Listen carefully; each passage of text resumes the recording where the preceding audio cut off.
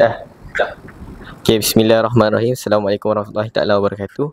Saya Afiq Nabil Asri daripada kelas 5S1. So, saya mewakili untuk TV PSS. Kita nak tengok suasana penyerahan slip SPM. Jom.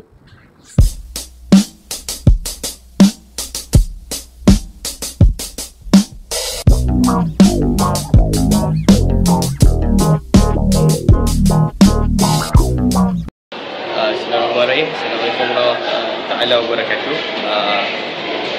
Kita tengok dulu suasana sebelum mengambil slip result. Suasana dia. Dan kita nak interview Puan Pengetua. Okay. Kita bersama dengan Puan Pengetua dekat sini. Puan Saila binti Syukur, Pengetua Cemerlang SMK Seri Semula. Jadi apa perasaan Puan Pengetua lepas dapat tahu result? Mula-mula saya sangat berdebar, semalam pun tidur tak lena. Tapi usaha tangga kejayaan ini menunjukkan bahawa apabila kita bersungguh-sungguh dengan kerjasama, sokongan dan dukungan semua pihak, alhamdulillah samudera mencipta kejayaan. Cemerlang tahun demi tahun, alhamdulillah tahun ini lebih bagus. Dan saya berharap ini terus kekal, lestari hingga bila-bila. Tahniah samudera. Okay.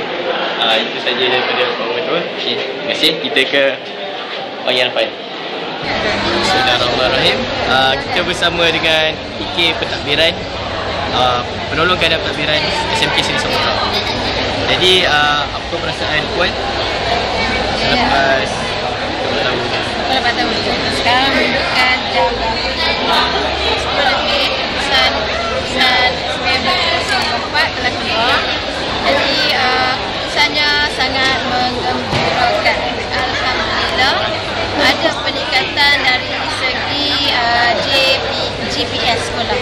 Sangat bersyukur saya mengambil kesempatan ini mengucapkan tahniah pada semua bekas-bekas pelajar SPM 2024. Tahniah pada guru, tahniah pada barisan pentadbir dan tahniah kepada semua yang terlibat secara langsung dan tak langsung.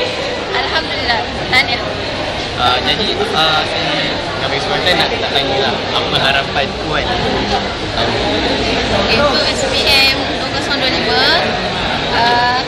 pihak sekolah mengharapkan sangat oleh kerana kita dah berjaya naikkan GPS. Jadi tahun ini kita harap kita naikkan lagi dan semua pelajar lulus 100%. Itu harapan kita. Tahun ini kita punya GPS kita ialah 4.11. Itu saja yang saya ingin tanyakan. Terima kasih. Dah.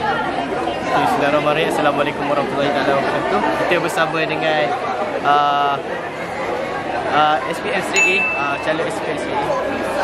So, apa perasaan anda? Rasa happy gila lah, rasa happy. Tak sangka pula boleh macam ni sebab sejujurnya waktu paper 5 tu memang rasa tak boleh dapat A semua. Susah sikit. Tapi boleh dapat A untuk A minus. Memang tak sangka. Jadi apa perancangan lepas dapat result ni, apa perancangan di masa depan bersama belajar? InsyaAllah kalau boleh nak ambil asasi lah. Asasi sign dekat UiTM. Mohon asasi lah, tengok saya minat yang dia minat, bidang yang dia minat, kawasan yang ada tahulah dia minat. Mungkin farmasi sama sekolah, so kita akan cubalah sebaliknya macam tu.